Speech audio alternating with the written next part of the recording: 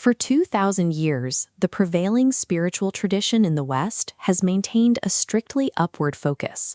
Our architecture and our scriptures were designed to draw the eye away from the earth, pointing toward a distant, singular heaven.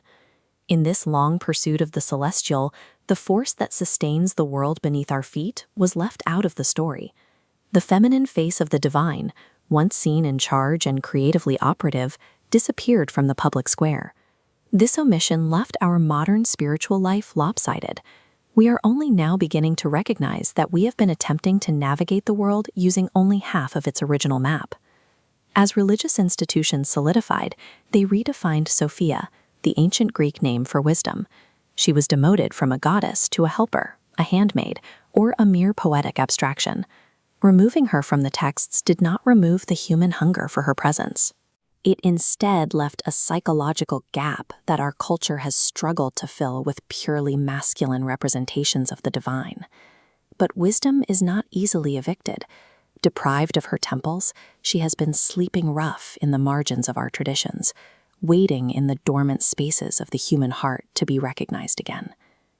To find her, we have to look past the more acceptable, serene images of the white virgin.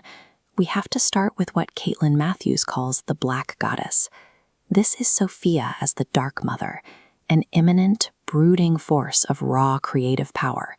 She is the foundation of the feminine divine, often avoided because she manifests not as a desirable muse, but as a potent, unguessable authority. Approaching this feared aspect of wisdom is how the repair begins. Without acknowledging the raw, dark depths of our own nature, the mirror of our spirituality remains in pieces. The ancient Gnostics preserved a myth that explains this fragmentation. They told of Sophia's deliberate descent from the realm of light into the lower material world to bring understanding to humanity.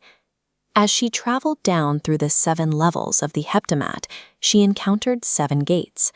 At each one, she was forced to surrender a piece of her power, her crown, her jewels, and finally her royal robe.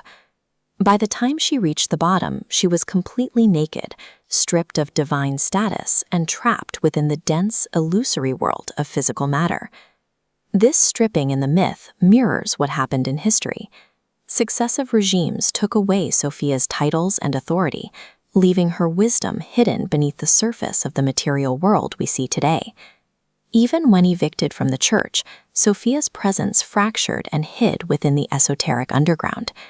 In this manuscript, we can see how she survived as the Black Isis of alchemy. Alchemists viewed her as the matrix of life, the force that allowed them to understand and balance the physical elements in their search for transformation. She also became a hidden companion to visionary artists. In this engraving, we see a world trapped under severe rules. Blake recognized that everything living is holy, encoding Sophia's struggle against rigid divisions, urging us to see the glory within the physical.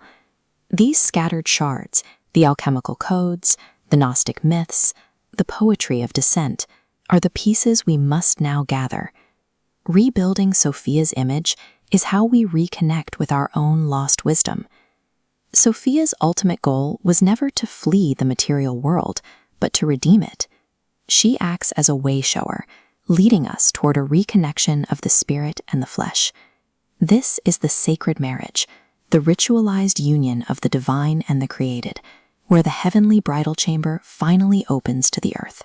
While traditional religion often enforced a strict division between the soul and the body, the sacred marriage insists they are partners in a single holy project. When we resolve the split between our air life and our physical reality, we provide the ground for Sophia's wisdom to surface. We stop seeing the world in pieces and start seeing the connections. We can see this ancient archetype manifesting in the modern psyche as a response to our fragmented lives. Looking at the work of Carl Jung, we find a warning.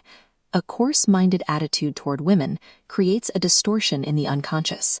Without the image of Sophia or the Virgin, the psyche remains imbalanced, seeking the feminine in ways we don't fully understand.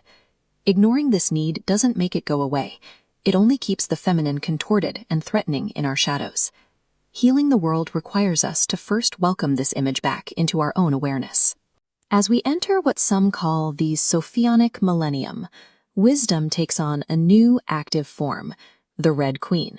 She is the fierce advocate for global balance and personal integrity. She no longer hides in the margins. She is the voice of an empowered humanity protecting the children of the future. Her return isn't a passive comfort. It is a transformation of separation into wholeness, laboring with us until every atom of the earth is included in the divine union. Sophia is the leavening influence of life. She is the mother wit that combines our senses, helping us hear the music and see the glory in the everyday. The theologian Paul Evdokimov suggested that we each carry a guiding image of wisdom within us.